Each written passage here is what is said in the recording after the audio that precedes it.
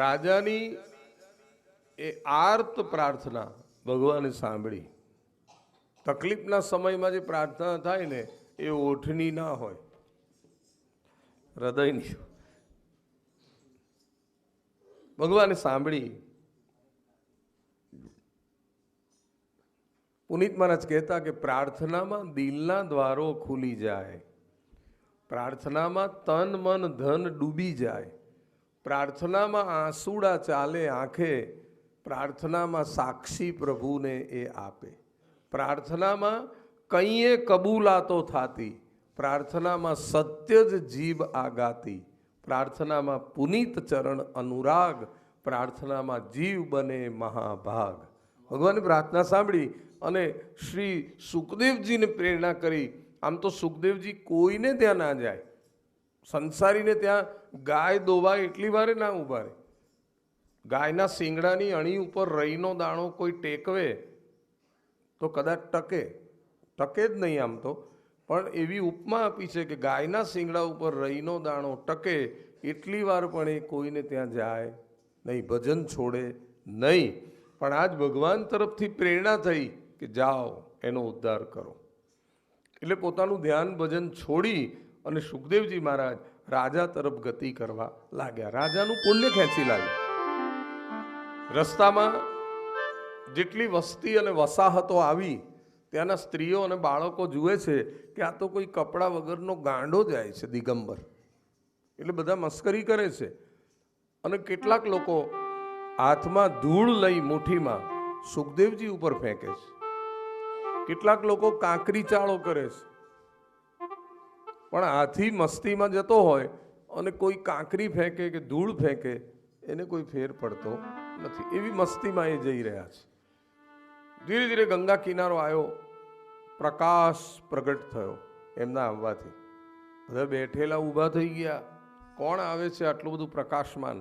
આપણે તો ઓળખતા નથી, પણ આપણામાંથી કોઈ ઓળખે છે? બધા ધારી ધારીને જુએ છે પણ કોઈ ઓળખતો જ નથી. તત્રા ભવત ભગવાન વ્યાસપુત્રો યદચ્છયા ગામટ માનો નપેક્ષ અલક્ષલિંગો નિજલાભ તુષ્ટો વૃત્તસ્ય બાલૈર અવધૂત વેશ. આ અવધૂત વેશવાળા કોણ છે? એમાં કોઈ ઓળખી ગયું. કોઈ ઋષિએ કહ્યું હું એમને ઓળખું છું. કોણ છે? કે વ્યાસ મહર્ષિ છે ને, એમના સુપુત્ર પરમહંસ સુખદેવજી. ક્યાંય ના જાય પણ આજે અહીંયા આવ્યા છે, એ આપણા બધાનું નસીબ છે. બધાએ જય બોલાવી દીધી. શ્રી સુખદેવજી મહારાજની જય. અને બધાએ ઊભા થઈને આટલો બધો આદર કર્યો એટલે પાછળ આવેલું પેલું અજ્ઞાની સ્ત્રીઓ અને બાળકોનું ટોળું ઊભી પૂંછડીએ ભાગ્યું. બધા જતા રહ્યા. આપણે જેને પાગલ સમજતા હતા એ તો કોઈ અસાધારણ વિભૂતિ છે. એમનું માન તો જુઓ.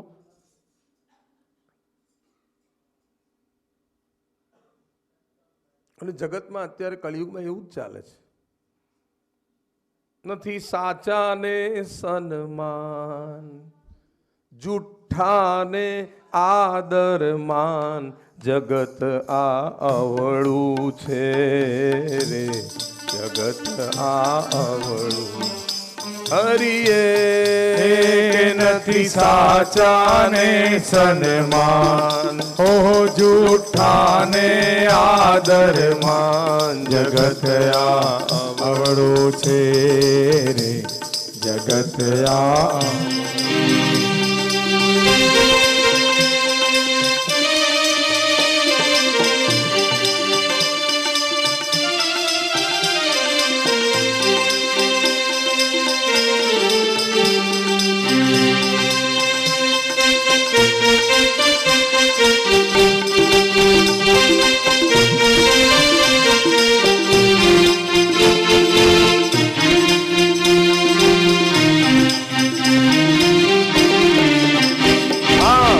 સાચાનો કોઈ ભાવ ન પૂછે, જૂઠા મોજ ઉડાવે.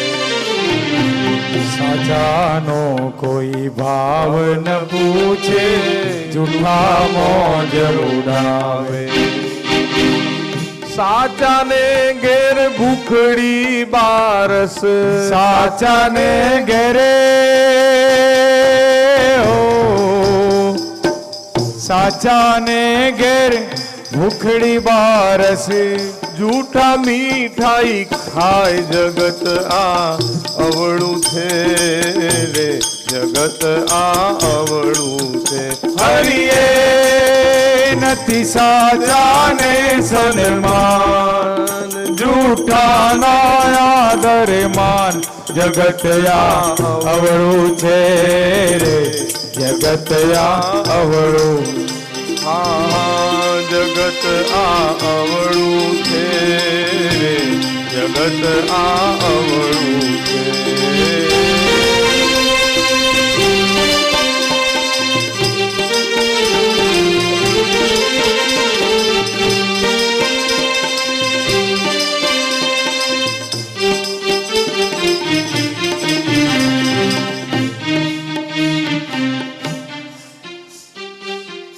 અને સુખદેવજી મહારાજ હતા ને,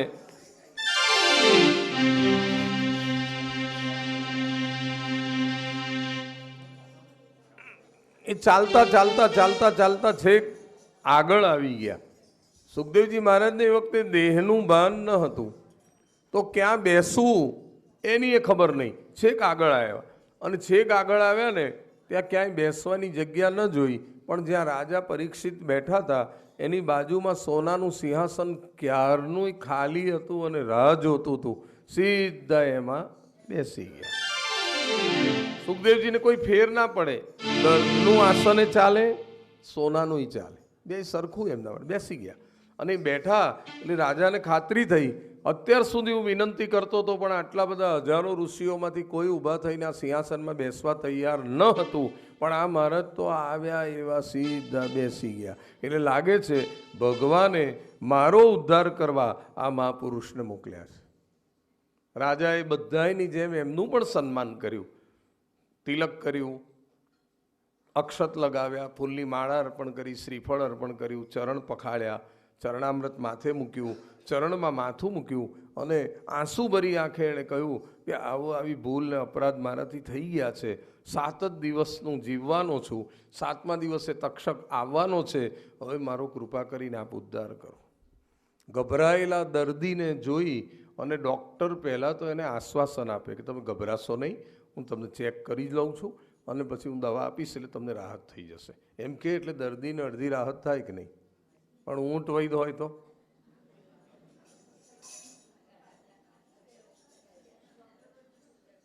ખાલી છાતીમાં મસલ્સનો દુખાવો હોય ને તોય કે તમારે એન્જિયોગ્રાફી કરાવી લો, તમે ફલાણું કરાવી લો, તમારે આ કરાવવું પડશે, પેલો અડધો તો ત્યાં જ થઈ જાય. માણસે હવેના સમયમાં પોતે પોતાના ડૉક્ટર બનવાની જરૂર છે. કોઈની વાત માનવી નહીં. દુનિયા કોઈ કહે એમ સાંભળવું બધાનું, પણ જરા ઉમેરવી. એટલે એને તો એ બધું તંત્ર ચલાવવાનું છે, એને બધા ખર્ચા કાઢવાના છે, એટલે એ તમને હુવાડી જ દે. સમજ્યા કે ના સમજ્યા? એ તમને હુવાડી દે.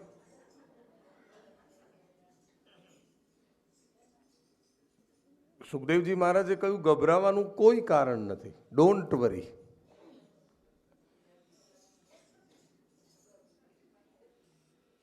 તારી પાસે 7 દિવસનો સમય છે. તને હું એક એક્ઝામ્પલ આપું કે રામચંદ્ર ભગવાન જ્યાં પ્રગટ થયેલા એ સૂર્યવંશમાં એક ખટવાંગ રાજા જન્મેલો. એ ખટવાંગ રાજાને 2 જ ઘડી પહેલા મૃત્યુની ખબર પડી, અડધી ઘડીમાં એણે પોતાનું મૃત્યુ સુધારી લીધેલું. તો તારી પાસે ઓછો સમય કહેવાય? મારા પિતાશ્રીએ મને જે ભાગવત ભણાવ્યું છે એ કથાનું હું તને શ્રવણ કરાવીશ. શ્રવણ ભક્તિ દ્વારા 7 દિવસમાં તારો ઉદ્ધાર થઈ જશે. રાજા ગદગદ બની ગયો. સુખદેવજી એના માથે હાથ મૂકી દીધો. કોઈ પણ ગુરુ શિષ્ય બનાવે તો મંત્ર આપે, કાનમાં મંત્ર ફૂંકે, એને મંત્ર દીક્ષા કહેવાય. પણ અહીં તો સીધી સ્પર્શ દીક્ષા કરી દીધી. અને રાજાએ ઊંચે જોયું તો સિંહાસનમાં થોડીક વાર પહેલાં સુખદેવજી હતા, પણ રાજાના માથે હાથ મૂક્યા પછી રાજાએ ઊંચું જોયું તો સુખદેવજીની જગ્યાએ ચતુર્ભુજ દ્વારકાધીશ હતા. અને જો ભગવાનનું સ્વરૂપ ન હોય તો આ શ્લોકમાં એવું લખ્યું ના હોય કે તત્રા ભવત ભગવાન વ્યાસપુત્રો. કોણ આવ્યું હતું? ભગવાન આવ્યા હતા વ્યાસપુત્રના અવતારમાં. રાજાને સંપૂર્ણ ખાતરી થઈ, હવે ડરવાનું કોઈ કારણ નથી. મને સાચા સદગુરુ મળી ગયા છે.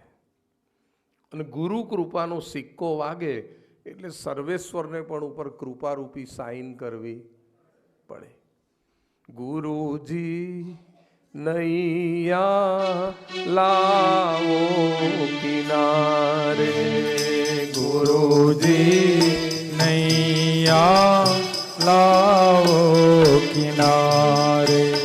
એ તમ વિના કોણ મને પાર ઉતારે, ગુરુજી નૈયા લાવો કિનારે.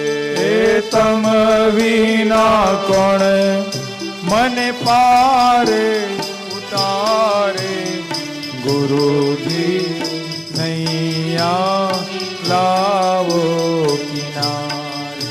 અરે નૈયા મારી ભૂલી પડી, માયાના વન ટોળે ચડી.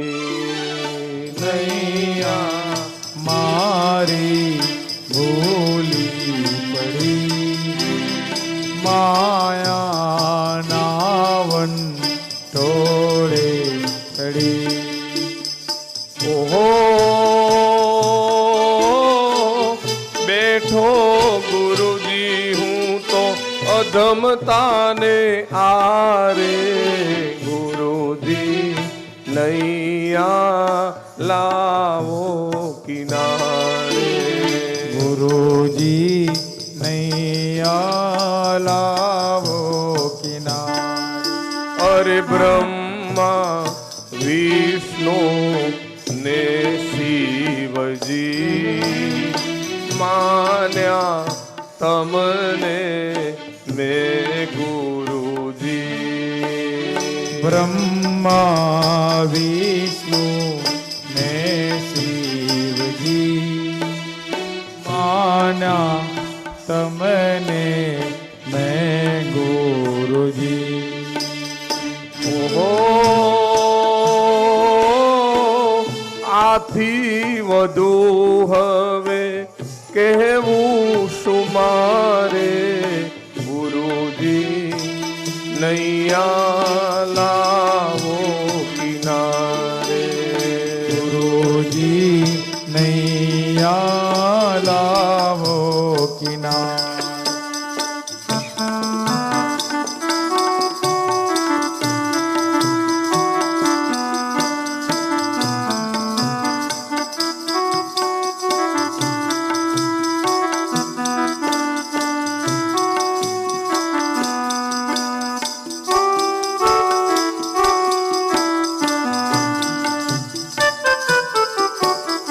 કૃપા તમારી જો થાશે, નૈયા બવજળ તરી જાશે. કૃપા તમારી જો થાશે તો નૈયા ભવજળ તરી જાશે.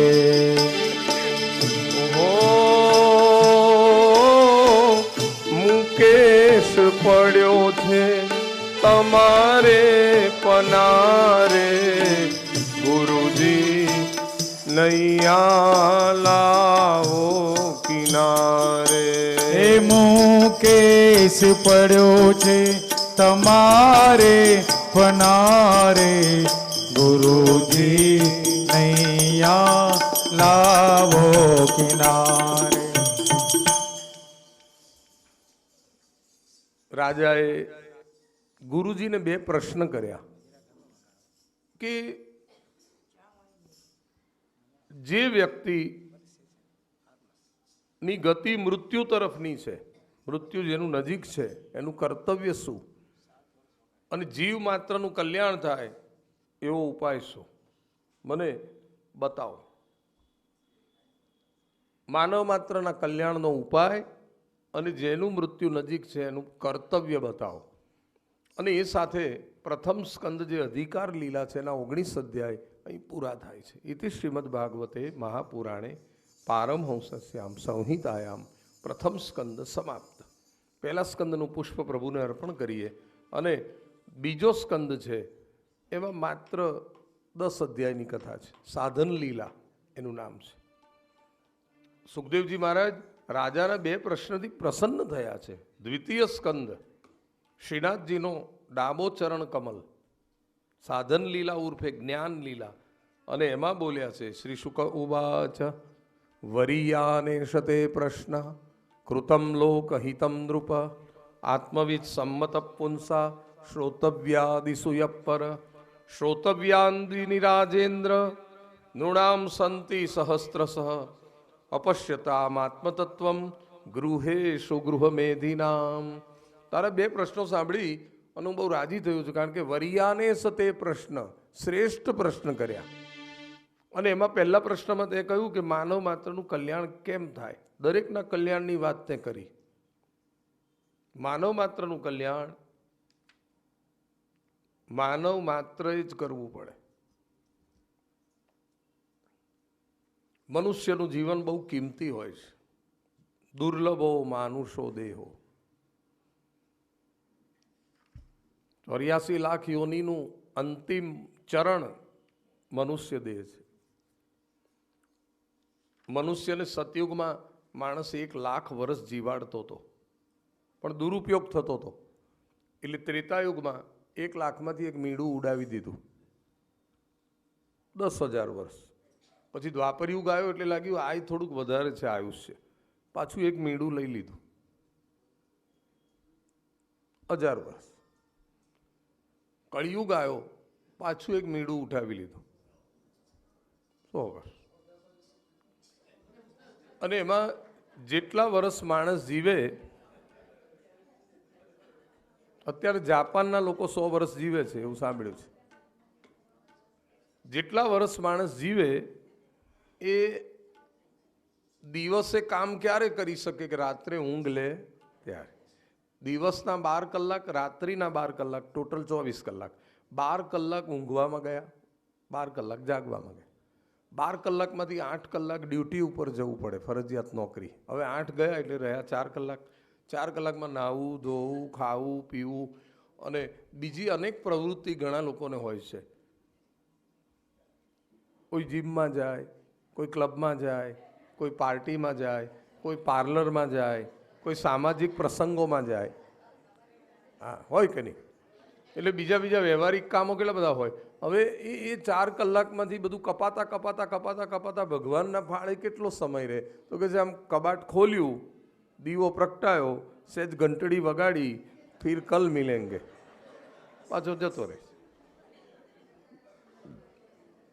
तो जब तक है तेरी जिंदगी फुर्सत न मिलेगी काम से, कोई ऐसा समय निकाल दे प्रीत लगे श्री राम से. रात्रे निंद्रा दाड़े काम, રાત્રે નિંદ્રા દહાડે કામ, क्यारे भजसो सीताराम, ક્યારે ભજશો સીતારામ. के तारी एक एक पड़ जाए लाखनी, तू तो माळा रे जपी લે મારા રામની. તારી એક એક પડ જાય લાખની, માળા રે જપી લે મારા રામ. સાથે લાવ્યા શું લઈ જાશો, સાથે લાવ્યા શું લઈ જાશો, દેવા આવ્યા તેવા જાશો, એવા આવ્યા તેવા જાશો. જીવન ધન્ય રે બનાવો ભક્તિ ભાવથી, તું તો માળા રે જપી લે મારા રામ. ઓ જીવન ધન્ય રે બનાવો ભક્તિ ભાવથી, તું તો માળા રે જપી લે મારા રામની.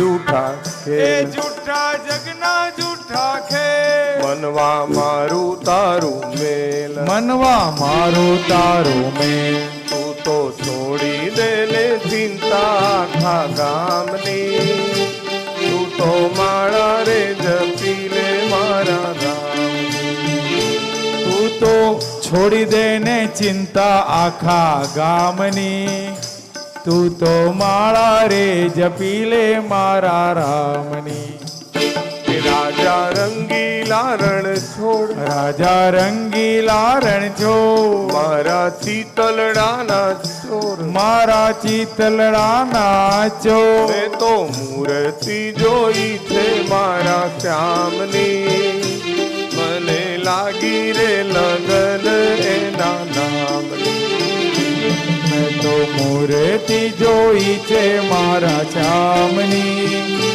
મને લાગી રે લગન એના નામની ભક્તિ ખાડા કેરીદાર ભક્તિ ખાંડા કેરી ધા કે નથી ઊંઘણસીનું કામ નથી હું ગણસીનું કામ કે નંદુ ચેતીને ચાલો ને જમના મારથી તું તો માળા રે જપી લે મારા રામની નંદુ છેતીને ચાલો રે જમના મારથી તું તો માળા રે જપી લે મારા રામ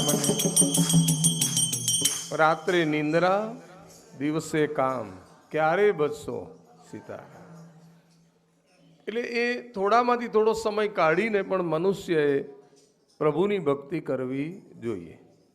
થોડીક સેવા પૂજા, થોડોક પ્રાણાયામ, થોડુંક ભગવાનનું ધ્યાન, થોડુંક દાન પુણ્ય, થોડું આત્મચિંતન, થોડો પરોપકાર અને 12 મહિનામાં 1 મહિનો જો બહુ સમય ન ફાળવી શકીએ આ બધા માટે તો ફરજિયાત 1 મહિનો જાત્રામાં જતું રહેવું બધું છોડીને. એટલે જ્યારે સામટું છોડવાનો સમય આવે તે વખતે ગભરામણ થાય નહીં. તીર્થમાં જતું રહેવું બસ. અને જો ઘરમાં વિવેકથી રહેવાય તો અલગ વસ્તુ છે. જે જીવનની પ્રત્યેક ક્ષણનો સદુપયોગ કરે એની અંત ક્ષણ ઓટોમેટિક સુધરી જાય. શ્વાસોશ્વાસની કિંમત આંકો, કરો પ્રથમથી તૈયારી. પુનિત પ્રભુના ચરણે બેસી જન્મ મરણ લો સુધારી. બોલો ગોવિંદ માધવ ગીરધારી, ફરી નહીં આવે આવી વારી. બાકી તન ધનના ચક્કરમાં પડતા છૂટવાની નહીં રે બારી. દ્રશ્ય પદાર્થો નાશ થવાના, છોડી દો ખોટી યારી. બોલો ગોવિંદ માધવ ગીરધારી. માટે આખું જીવન ભગવાનના શ્રી ચરણમાં ચિત્ત રાખ્યું હોય એટલે અંતકાળે ચિત્ત ત્યાં જ હોય અને અંતકાળે ભગવાનમાં ચિત્ત રાખે એ ભગવાનને જ પામે.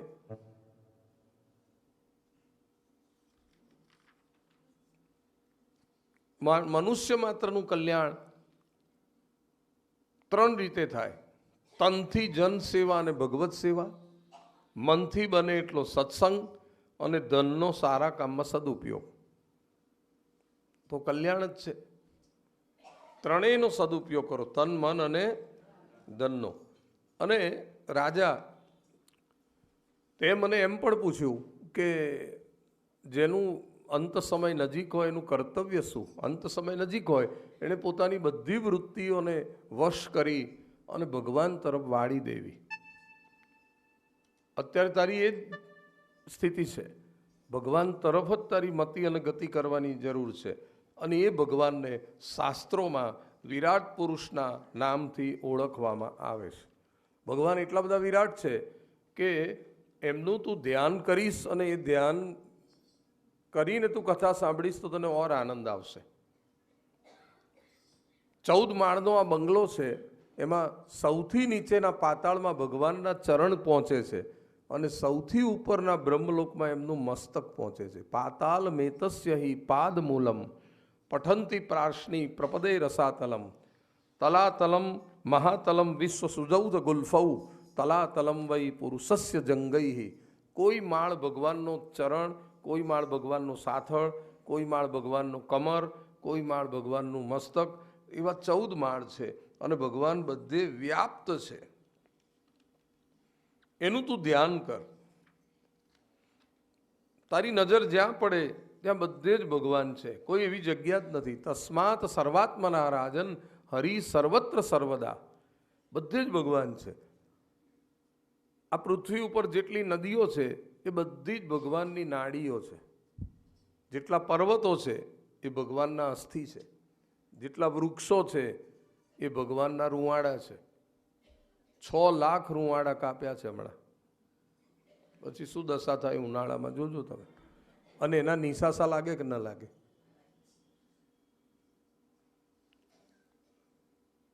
સૂર્ય અને ચંદ્ર એ તો ભગવાનના નેત્ર છે.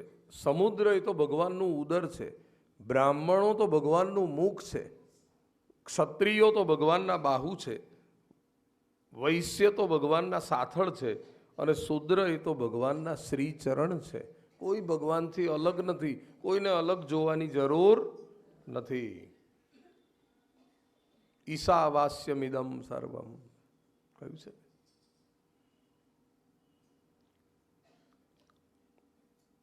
એકવાર ભગવાનને આ સૃષ્ટિ રચવાની ઈચ્છા થઈ. ક્ષીર સમુદ્રમાં સૂતેલા જાગ્યા, સંકલ્પ કર્યો એકમાંથી અનેક થવું છે. નાભીમાંથી કમળ થયું, કમળમાંથી બ્રહ્મા પ્રગટ થયા. અને એ પહેલા ભગવાને અનેક તત્વોને પ્રગટ કર્યા, 24 તત્વો પ્રગટ કર્યા. પહેલા તો પ્રકૃતિ પુરુષનું એક જોડકું પ્રગટ કર્યું. એમાંથી મહત તત્વ નામનું એક તત્વ પ્રગટ કર્યું. મહત તત્વમાંથી અહંકાર પ્રગટ થયો. અહંકારના 3 વિભાગ થયા: સાત્વિક, રાજસ અને તામસ. એમાં જે સાત્વિક અહંકાર હતો એમાંથી દેવો પ્રગટ થયા. જે રાજસ અહંકાર હતો એમાંથી ઇન્દ્રિયો પ્રગટ થઈ. અને તામસ અહંકાર હતો એમાંથી પંચ તન્માત્રાઓ પ્રગટ થઈ. જેમ પંચ તન્માત્રા પ્રગટ કરી એમ પંચ મહાભૂત પ્રગટ કર્યા, પંચ જ્ઞાનેન્દ્રિય પ્રગટ કરી, પંચ કર્મેન્દ્રિય પ્રગટ કરી, 4 અંતઃકરણ પ્રગટ કર્યા. આ બધા સૃષ્ટિ સર્જન માટેના જરૂરી તત્વો હતા. અને આ બધાનું પ્રાગટ્ય ભગવાને માયાનો આશ્રય કરીને કર્યું. કેમ માયાનો આશ્રય કરવો પડ્યો? કે ભગવાન ડાયરેક્ટ જગત રચી શકતા નહોતા, એટલે માયાનું આવરણ વચ્ચે રાખ્યું. ખેતરમાં ચોખા ઉગાડવા હોય તો ડાંગર જ વાવવી પડે. ચોખા વાવે તો કોઈ દિવસ ચોખા ઉગે નહીં. તો ચોખામાં ડાંગરમાં શું ફેર? ખાલી ફોતરું જ ને ઉપર. એ આવરણ છે, તેથી ચોખા ઉગે. એ માયાનો આશ્રય કરીને આ જગત બનાવ્યું. પછી નાભીમાંથી બ્રહ્મા પ્રગટ કર્યા. બ્રહ્માને તો એક જ મુખ હતું. બ્રહ્માજી કહે છે કે હું ક્યાંથી પ્રગટ થયો ને હું કોણ છું? મારું જન્મદાતા કોણ છે? ચારો તરફ જોયું એટલે 4 મોં. નીચે તો સમુદ્ર સિવાય કંઈ દેખાય નહીં. આ કમળમાં હું બેઠો છું, એનો છેડો ક્યાં જાય છે તો જોવા દે. એની અંદર ઉતર્યા. 1 વર્ષ સુધી ઊંડા ને ઊંડા ગયા પણ છેડો નહીં મળ્યો. બહાર નીકળ્યા, અકળામણ થઈ. કોઈ ગેબી અવાજ આવ્યો કે તું તપ કર. ત અને પ 16મો ને 21મો અક્ષર 2 સંભળાયા. બેસી ગયા તપ કરવા. 100 વર્ષ ઉગ્ર તપ કર્યું. ત્યારે એમને શાંતાકારમ ભુજક્ષયનમના દર્શન થયા. એમની નાભીમાંથી ખીલેલું કમળ દેખાયું. આદિનારાયણ ભગવાનની એમણે સ્તુતિ કરી અને ભગવાને આજ્ઞા કરી કે આ સૃષ્ટિના સર્જન માટે મેં આપને પ્રગટ કર્યા છે. મારી આજ્ઞા પ્રમાણે સૃષ્ટિનું વિવિધ સર્જન કરો. એ વખતે ભગવાને 4 શ્લોકમાં ભાગવત બનાવ્યું અને 4 શ્લોક બ્રહ્માજીને કયા. શ્રી ભગવાન ઉવાચ અહમેવાસમેવાગ્રે નાન્યદ્ય સદસત્પરમ પશ્ચાદહમ યદેતચ્ચ યો વસિષ્યેત સોસ્મ્યહમ ઋતેર્થમ ન પ્રતીયેત ન પ્રતીયેત ચાત્મની તદ્વિદ્યાદાત્મનો માયા यथा भासो यथा तम यथा महांति भूतानि भूतेषु चावशेष्वनु प्रविष्टान्य प्रविष्टानि तथा तेषु न तेष्वहम् एतावदेव जिज्ञास्यं तत्व जिज्ञासुनात्मनः अन्वय व्यतिरेकाभ्याम यस्यात् सर्वत्र सर्वदा. આ 4 શ્લોક બ્રહ્માજીને ભગવાને કહ્યા. એમાં કહ્યું શું? અહમેવા સમેવાગ્રે, હે બ્રહ્મા, સૃષ્ટિ ન હતી એના અગ્રે, એના પહેલા પણ હું હતો. સૃષ્ટિ છે એમાં પણ હું. સૃષ્ટિનો કાલ પ્રલય થાય તો પણ હું. મારા સિવાય દેખાય એ મારી ફેલાવેલી માયા. અને માયા એ પડછાયા જેવી છે, હાથમાં નથી આવતી. એના તાલમાં જીવ નાચ્યા કરે છે. ઊંચા નીચા પ્રાણી, નાના મોટા પ્રાણી, જીવ જંતુ, પશુ પક્ષી બધાયમાં હું જ છું. અને આ જગત બધું મારી અંદર સમાયેલું છે. માયાની 2 શક્તિ છે, આવરણ શક્તિ, વિક્ષેપ શક્તિ. આવરણ શક્તિ મને ઢાંકેલો રાખે, વિક્ષેપ શક્તિ જગતમાં ખોટા ખોટા ભાસ પ્રગટ કરે. અને એ ભાસમાં જીવ માયાના ચક્રાવે ચડી જાય છે તો એનો પત્તો લાગતો નથી. અંધારામાં જાઓ, જાડું દોરડું પડ્યું હોય તો સાપ જેવું લાગે, સાપ નથી છતાં સાપ જેવું લાગે છે. દોરડું છે છતાં દોરડું નથી દેખાતું, એનું નામ માયા. માયાના સકંજામાંથી છૂટવું હોય તો ભગવાનનું જેટલું બને એટલું કીર્તન કરવું. કીર્તન કરે ચિત્ત દર્પણને ઉજળું, પાપો ધોવાનો હો એક જ આધાર.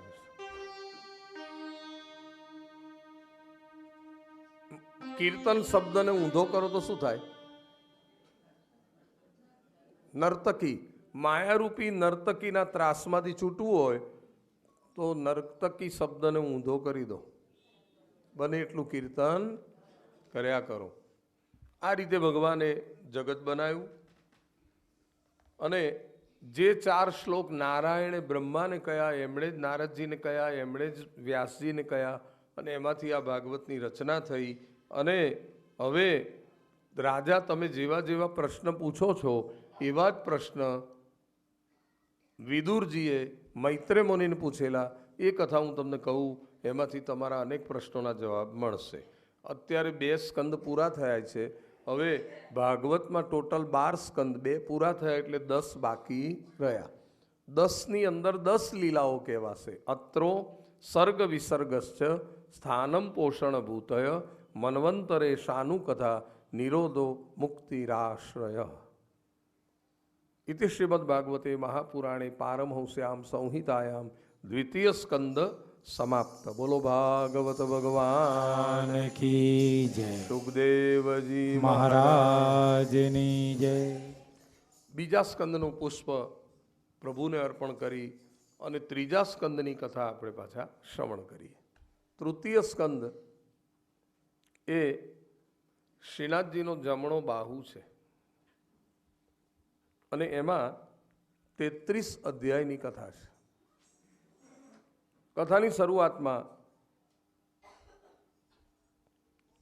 સુખદેવજી મહારાજ પરીક્ષિતને કહે છે, શ્રી શુક ઉવાચ એવમ એતત્ પુરા પૃષ્ટો મૈત્રેયો ભગવાન કિલ ક્ષત્વા વનમ પ્રવિષ્ટેન ત્યક્ત્વા સ્વગૃહ મૃદ્ધિમત.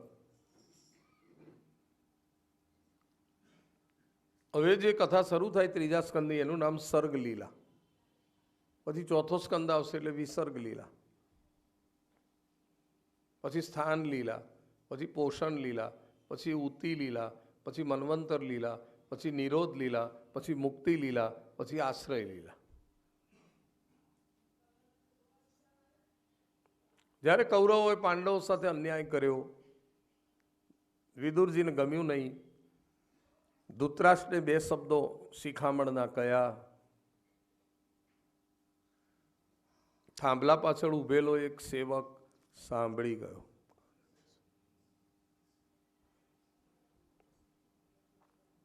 અને એ સેવકે દુર્યોધનને કહી દીધું કે તમારી ગેરહાજરીમાં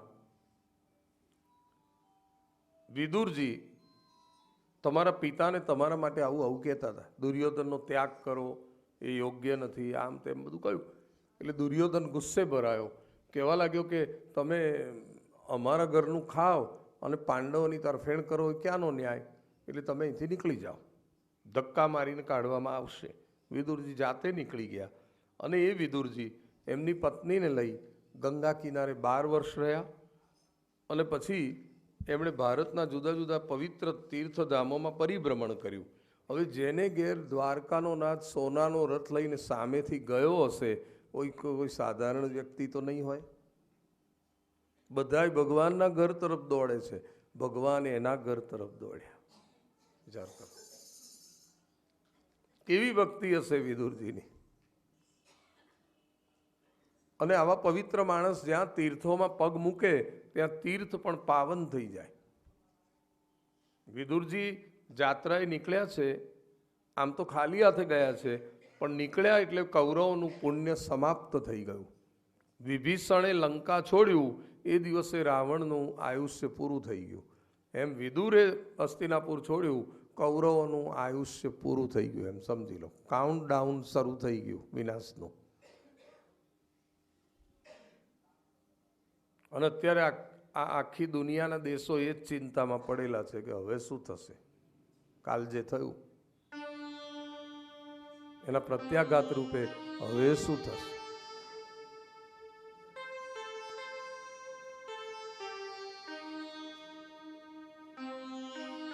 કદાચ આ બધી ઘટનાઓ વિનાશનું કાઉન્ટડાઉન તો નહીં બને.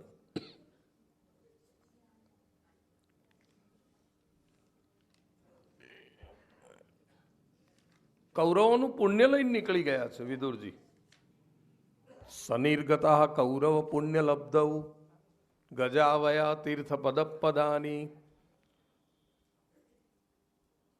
અન્યા અન્વાક્રમત પુણ્ય કીર્ષયવ્યો સ્વધિષ્ઠિતો યાની સહસ્ત્રમૂર્તિ.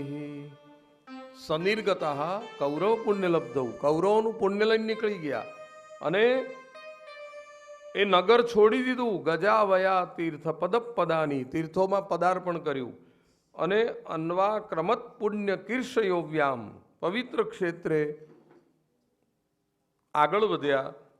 અને જ્યાં જ્યાં સ્વધિષ્ઠિતો યાની સહસ્ત્રમૂર્તિ, જ્યાં ભગવાન સહસ્ત્રમૂર્તિ હરિ અનેક સ્વરૂપે બિરાજે છે એવા તીર્થોમાં જાય છે.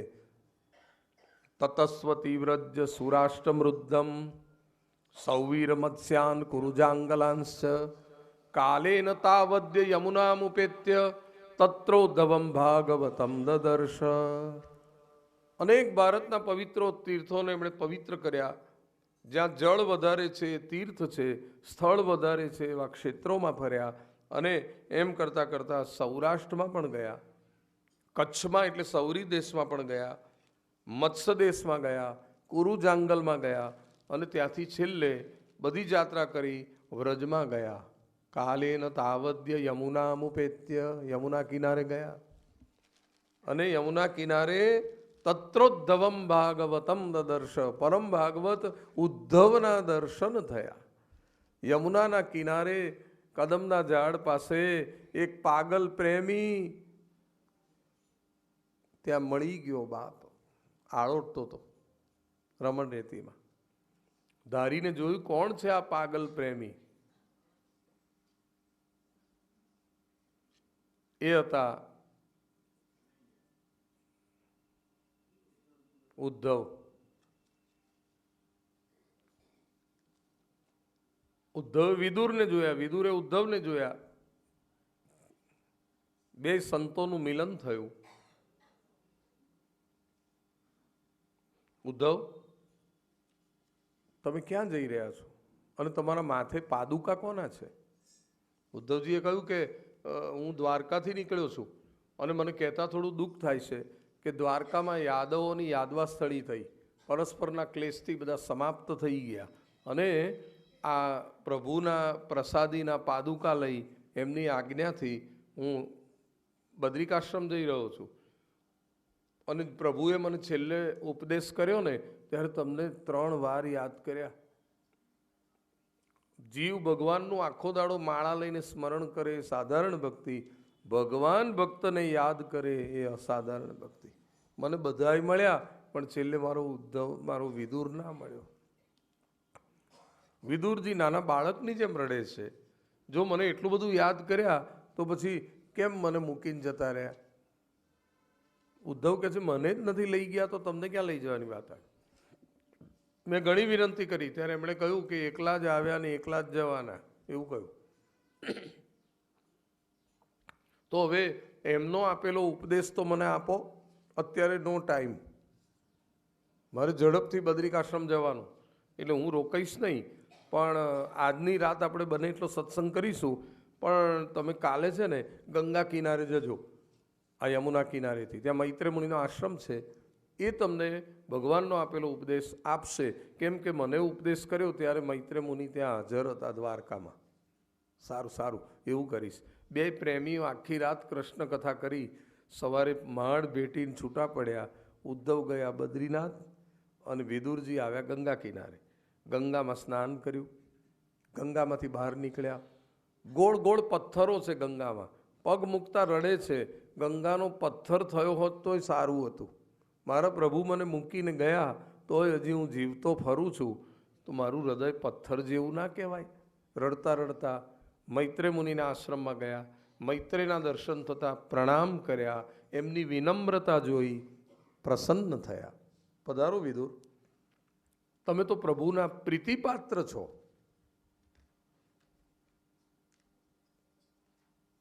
તમે યમરાજાનો અવતાર છો, પણ એક નાનકડી ભૂલ થયેલી એટલે તમારે આ 100 વર્ષ માટે દાસીપુત્ર થઈ અને પૃથ્વી ઉપર આવવું પડ્યું. એ રહસ્ય બધું હું જાણું છું.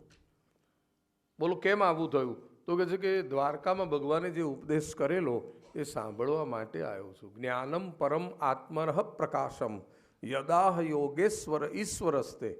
જે યોગેશ્વરે ઉપદેશ આપ્યો એ મને આપો અને થોડું મારું મનનું સમાધાન કરો કે આ જગત ભગવાને બહુ સરસ બનાવ્યું છે, નો ડાઉટ, પણ જગતમાં આવેલા બધા જ જીવો દુઃખી કેમ છે? શું બધાને દુઃખી કરવા જગત બનાવ્યું છે? તો કે છે ના, ભગવાનનું નામ આનંદ છે, સચ્ચિદાનંદ છે, એટલે એનો અંશ આનંદ જ હોય. બધાને આનંદ કરવા જગતમાં મોકલ્યા છે. પણ જીવને જીવતા ના આવડે તો?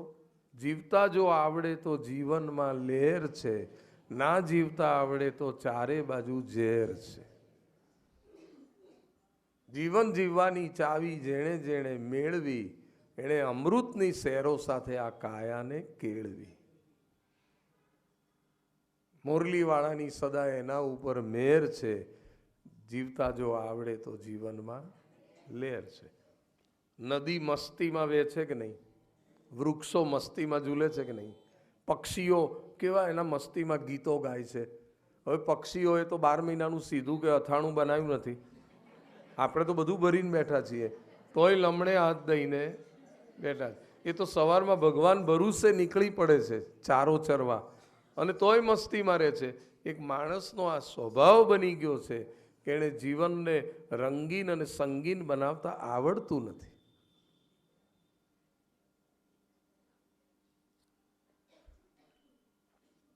પુનિત મહારાજ બહુ સરસ લખ્યું છે, કરજો મનડામાં વિચાર, કરજો મનડામાં વિચાર, જીવન જીવવા જેવું છે કે કરજો મનડામાં વિચાર, કરજો મનડામાં વિચાર, જીવન જીવવા જેવું છે. કે મળ્યું મનુષ્ય કેરું તાન, કરવું હરિતણું ભજન. મળ્યું મનુષ્ય કેરું તન, કરવું હરિતણું ભજન. એ છે સાચો જીવન સાર, એ છે સાચો જીવન સાર, જીવન જીવવા જેવું છે. સાચો જીવન સારે છે, સાચો જીવન સાર, જીવન જીવવા એવું છે. કરજો મનડામાં વિચાર કે જીવન જીવવા જેવું.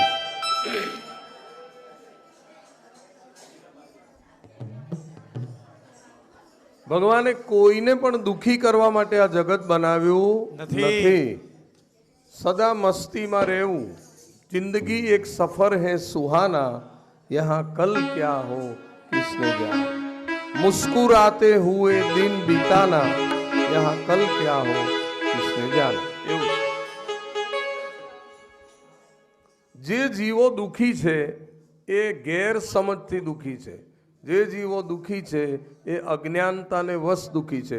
હવે અજ્ઞાનતાને વશ દુખી હોય તો એમાં જ્ઞાનેશ્વર શું કરે, ભગવાન શું કરે? જંગલમાં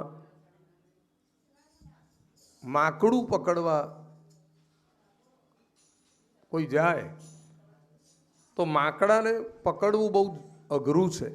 એટલે એક સાંકડા મોની માટલીમાં ચણા ભરે અને ચણાની માટલી મૂકી દે. પેલું માકડું આવીને અંદર જુએ કે ચણા ચણા તો એને બહુ ભાવે, એટલે માકડું અંદર હાથ નાખે, હાથ જતો રહે, પણ આખો મુઠ્ઠો ચણાનો ભરે એ બહાર આવે નહીં, એટલે હાથ ફસાય. હવે ચણા છોડી દે તો તરત હાથ બહાર આવી જાય. ચણા નથી છૂટતા એટલે માકડાને એમ લાગે છે કે અંદરથી આપણે કોઈએ આપણો હાથ પકડ્યો છે. ચીસાચીસ કરે છે. એ સાંભળીને એને પકડનારો આવીને જાળ ફેંકે છે ને એને પકડી લે છે. હવે એ ચણા છોડી દે તો હાથ બહાર આવવાનો હતો. અજ્ઞાનતાને વશે દુઃખી છે, સમજી લો. એવી આ જીવની દશા છે. વિદુરજીને આ વાત સમજાવી છે. અને જગત કેવી રીતે બનાવ્યું ભગવાને એ કથા પણ કહો. જે કથા આપણે હમણાં જ સાંભળી, આદિનારાયણ ભગવાને એકો હમ બહુ શ્યામ સંકલ્પ કર્યો, એમાંથી 24 તત્વોને પ્રગટ કર્યા, બ્રહ્માને પ્રગટ કર્યા. બ્રહ્માજીએ 4 મુખ થયા, 1 વર્ષ એની નાળમાં ઉતર્યા, 100 વર્ષ સુધી બ્રહ્માએ તપ કર્યું, આદિનારાયણના દર્શન થયા, ભગવાને ચતુશ્લોકી ભાગવત કહ્યું, ભગવાનની આજ્ઞાથી બ્રહ્માજીએ જગતનું સર્જન કર્યું. અને બ્રહ્માજીએ કહ્યું કે હું બ્રહ્મા જેવો બ્રહ્મા 100 વર્ષે તપ કર્યા પછી તમને જાણી શક્યો તો બીજાનું તો ગજું જ શું. ભગવાનની આજ્ઞાથી એમણે આ જગતનું સર્જન કર્યું.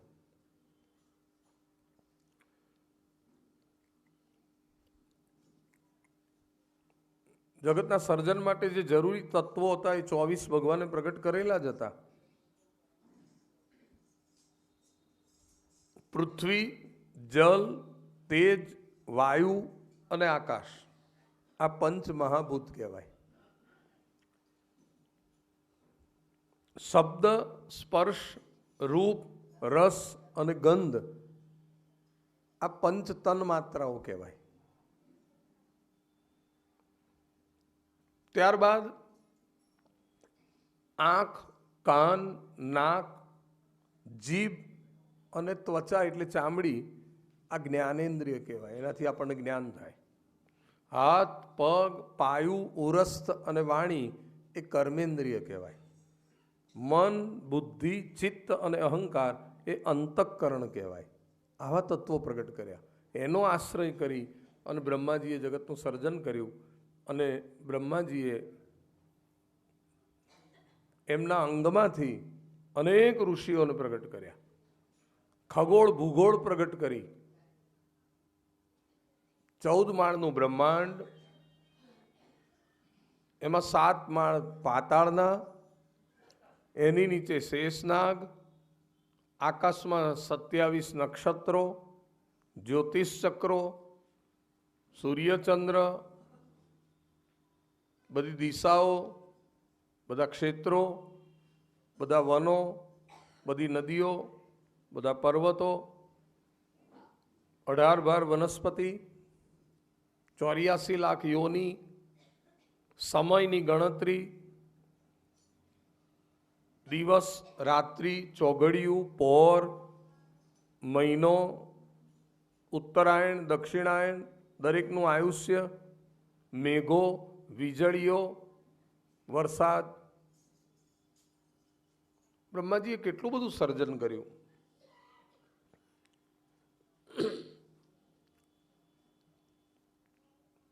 બ્રહ્માજીના મનમાંથી મરીચી નામના ઋષિ પ્રગટ થયા. બ્રહ્માજીના નેત્રોમાંથી અત્રિ નામના ઋષિ પ્રગટ થયા. એમના મુખારવિંદથી અંગીરસ પ્રગટ થયા. કાનમાંથી પુલત્સ પ્રગટ થયા. એમની નાભીમાંથી પુલહ ઋષિ પ્રગટ થયા. એમના હાથમાંથી ક્રતુ નામના ઋષિ પ્રગટ થયા. બ્રહ્માજીની ચામડીમાંથી ભૃગુ ઋષિ પ્રગટ થયા. બ્રહ્માજીના પડછાયામાંથી કરદમ ઋષિ પ્રગટ થયા. બ્રહ્માજીના અંગૂઠામાંથી દક્ષ પ્રજાપતિ થયા. બ્રહ્માજીના ખોળામાંથી નારદ મુનિ પ્રગટ થયા. બ્રહ્માજીના પ્રાણમાંથી વશિષ્ઠ ઋષિ પ્રગટ થયા. અનેક ઋષિઓ, સર્પો, દેવો, અસુરો, ગાંધર્વો, યક્ષો, કિન્નરાઓ બધું પ્રગટ કર્યું. કોઈ વસ્તુની કમી ન રાખી. અને બ્રહ્માજીએ છેલ્લે કેટલા બધા તો વેદો પણ પ્રગટ કર્યા. આયુર્વેદ, ધનુર્વેદ, સ્થાપત્ય વેદ, આ બધા વેદો પણ કર્યા. જમણા અંગમાંથી મનુ નામના એક પુરુષ, ડાબા અંગમાંથી શત્રુપા નામની એક સ્ત્રી પૃથ્વીનું પહેલું યુગલ પ્રગટ કર્યું.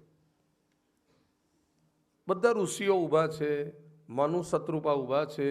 બધાયના દેખતા બ્રહ્માજીએ બધાયને આજ્ઞા કરી કે તમે બધા પૃથ્વી ઉપર નિવાસ કરો.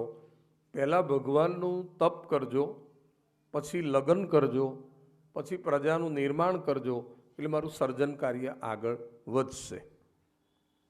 અને આ કામની જવાબદારી સોંપી કામદેવને. કામદેવને કહ્યું તારો પ્રભાવ થોડો બતાવજો. કામદેવે ઋષિ મુનિઓ પર આમ એક જ નજર ફેરવી, બધાના હાથમાંથી માળાઓ નીચે પડી ગઈ. બ્રહ્માજીને ખાતરી થઈ ગઈ કામદેવ એનું કામ કરશે, પ્રજાનું નિર્માણ થશે. બ્રહ્માજીએ જે સર્જન કર્યું એ દરમિયાન એક સરસ્વતી નામની કન્યા પ્રગટ કરી. કન્યામાં મોહ થયો એટલે એ શરીર છોડીને બીજું ધારણ કર્યું. રાક્ષસો ખાવા આવ્યા, પાછું બીજું શરીર ધારણ કર્યું. કોઈ છોડેલા શરીરમાંથી દિવસ થયો, પછી રાત્રિ થઈ, પછી સંધ્યાકાળ થઈ, ભૂખ થઈ, તરત બધું થયું. ઋષિ મુનિઓ કહેવા લાગ્યા પિતા બ્રહ્મા, તમે પૃથ્વી ઉપર આ બધું કરવાનું કહો છો, પણ અમને તો ક્યાંય નીચે પૃથ્વી દેખાતી નથી. બ્રહ્માજીએ જોયું કે વાત સાચી, પૃથ્વી જ નથી. તો તપાસ કરતા ખબર પડી કે પૃથ્વીને રાક્ષસો સમુદ્રમાં ડૂબાડી આવ્યા છે.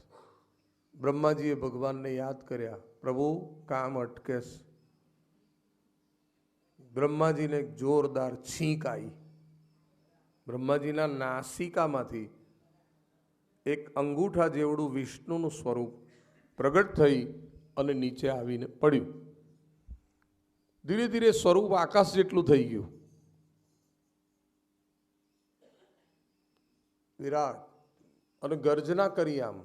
ત્યારે બ્રહ્માજીએ બધા બાળકોને કહ્યું કે વિષ્ણુ વરાહ રૂપે પ્રગટ થયા છે. બોલો વરાહ નારાયણ ભગવાન કી જય. બધાએ સ્તુતિ કરી. અને વરાહ ભગવાન પાતાળમાં પ્રવેશ્યા અને પૃથ્વીનો દાંત ઉપર પધરાવીને ઉદ્ધાર કર્યો.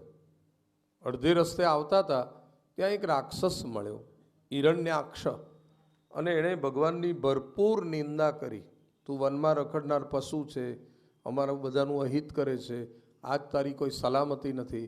ભગવાને કહ્યું પહેલાં પૃથ્વીની જળમાં સ્થાપના કરી દઉં, પછી હું તારી મુલાકાત લઉં. એટલે જળમાં સ્થાપના કરી, પછી એની સાથે યુદ્ધ કર્યું. સંધ્યાકાળ થઈ. દેવોએ કહ્યું કે આને ક્યાં સુધી રમાડશો. સંધ્યાકાળ થઈ એટલે ભગવાને પછી મુઠ્ઠી વાળી એના ગળા ઉપર જોરદાર પ્રહાર કર્યો. પ્રહાર કરતાં જ લોહી ઓકવા લાગ્યો, ઢળી પડ્યો. દેવોએ જય જયકાર કર્યો. પૃથ્વીની જળમાં સ્થાપના થઈ અને મનુ મહારાજને પૃથ્વીનું રાજ આપ્યું. મનુ મહારાજ પૃથ્વીના પહેલા જ સમ્રાટ બન્યા. મનુ ઉપરથી આપણે મનુષ્ય કહેવાયા. Manusmriti, Indian penal code.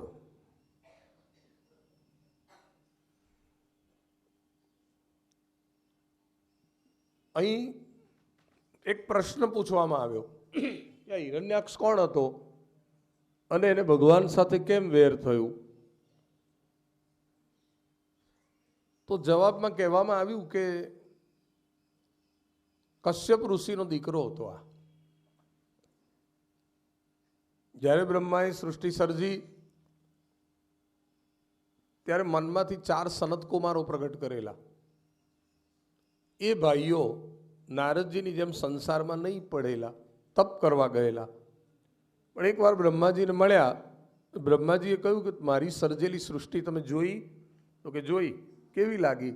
બહુ સુંદર સૃષ્ટિ છે.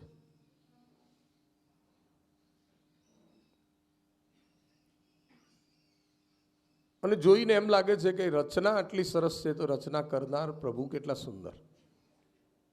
પણ અમે પહેલેથી તપસ્વી, અમે સંસારમાં પડેલા નહીં, એટલે પૃથ્વી ઉપર બધે કામદેવ કામદેવ ને કામદેવ. કામદેવ ના હોય ને તો પ્રજાનું નિર્માણ થાય પણ નહીં. એટલે કામદેવ તો હોય જ, પણ અમે નિષ્કામ ખરા ને એટલે અમને કામવાળું વાતાવરણ ના ગમે. જહાં રામ વહાં કામ નહીં, કામ વહાં નહીં રામ. એવું કોઈ બતાવો સ્થાન કે જ્યાં ના હોય કામ. બ્રહ્માજીએ કહ્યું આખી સૃષ્ટિમાં એક જ સ્થળ એવું છે કે જ્યાં કામદેવની ઉપસ્થિતિ ના હોય અને કાળ પણ ના હોય. એ છે વૈકુંઠ ધામ.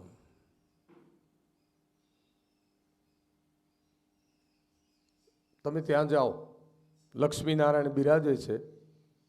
4 ભાઈઓ એક દિવસ વૈકુંઠ જાય છે. દૂરથી જ વૈકુંઠ જોતા અંજાઈ ગયા છે. સોનાના સ્તંભ છે, મોતીના તોરણો છે, રત્નો જડેલા છે,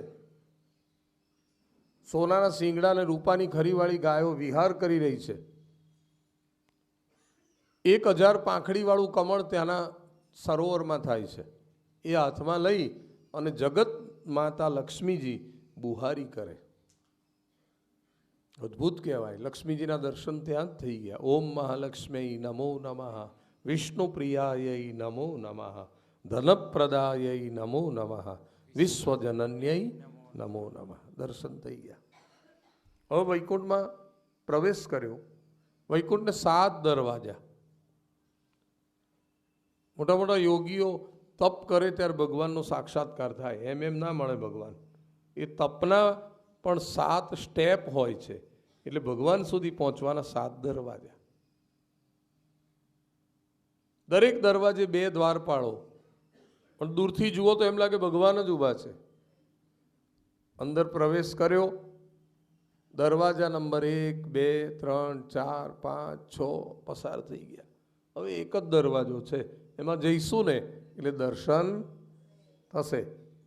મંદિરનું છેલ્લું પગથિયું ચડીએ અને એકદમ પૂજારી પડદો પાડી દે તો આપણને શું થાય? એવું થયું. 7મા દરવાજે પ્રવેશ કરે છે. ત્યાં 2 દ્વારપાળો બહુ જબરા ઊભા છે. એકનું નામ છે જય, એકનું નામ છે વિજય. એ કોઈને જલ્દી જવા દે એવા નથી.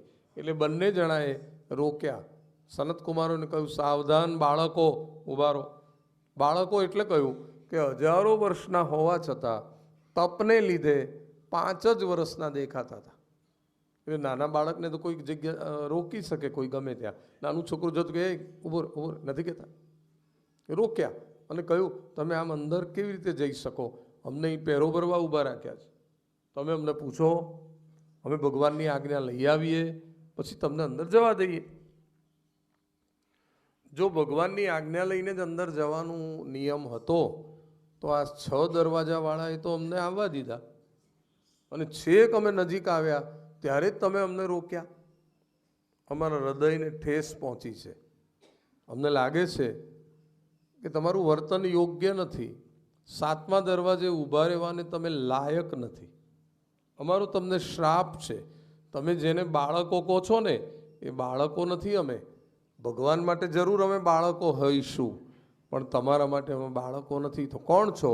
અમે બ્રહ્માના માનસ પુત્ર સનત કુમારો છીએ. સનક, સનંદન, સનાતન, સનત કુમાર. સાંભળીને પહેલાં તો સજળ થઈ ગયા. સાંભળી લો અમારો શ્રાપ. તમે અમને રોકીને અનાદર કર્યો છે. અમારો શ્રાપ છે. પૃથ્વી ઉપર અસુર થઈને અવતાર ધારણ કર્યો. ભગવાન વૈકુંઠમાંથી બહાર પધાર્યા. દ્વારપાળો ભગવાનને કહેવા લાગ્યા, પ્રભુ અમારો તો અપરાધ થઈ ગયો અજાણતા. અમે જેને બાળકો સમજીને રોક્યા એ તો સનતકુમાર નીકળ્યા, એમણે અમને શ્રાપ આપી દીધો. હવે અમારું શું થાય? ભગવાન કે છે આ શ્રાપ પાછો ના ખેંચાય. ધનુષમાંથી તીર નીકળી ગયું. કોઈ તપસ્વી બ્રાહ્મણ મને ભગવાનને શ્રાપ આપે તોય હું ના બચી શકું તો તમે કોણ? તો શું અમારે પૃથ્વી ઉપર અસુર બનીને જવું જ પડશે? જવું જ પડશે. તો પછી અહીં આપની સેવામાં ક્યારે પાછા આવીશું? રિટર્ન ક્યારે થઈશું? ભગવાને કહ્યું બે રસ્તા છે. પૃથ્વી પર ગયા પછી તમારે મારી ભક્તિ જ કરવી હોય તો એક પછી એક 7 અવતાર લેવા પડશે, પછી પાછા. અને જો મારી સાથે વેર કરશો તો 3 જ અવતારમાં રિટર્ન. જલ્દી 3 અવતારમાં અવાય ને, એટલે અમે તમારી સાથે વેર જ કરીશું. પાછા આવવાના હેતુથી, આમ તો વેર ના થાય પણ પાછા આવવાના હેતુથી જલ્દી. તો ભગવાન કહે છે તમે આગળ જાઓ, હું અવતાર લઈને તમારી પાછળ આવું. જાઓ. પહેલો અવતાર તમારો સતયુગમાં, બીજો અવતાર તમારો ત્રેતાયુગમાં, ત્રીજો અવતાર તમારો દ્વાપર યુગમાં, પછી તમે પાછા.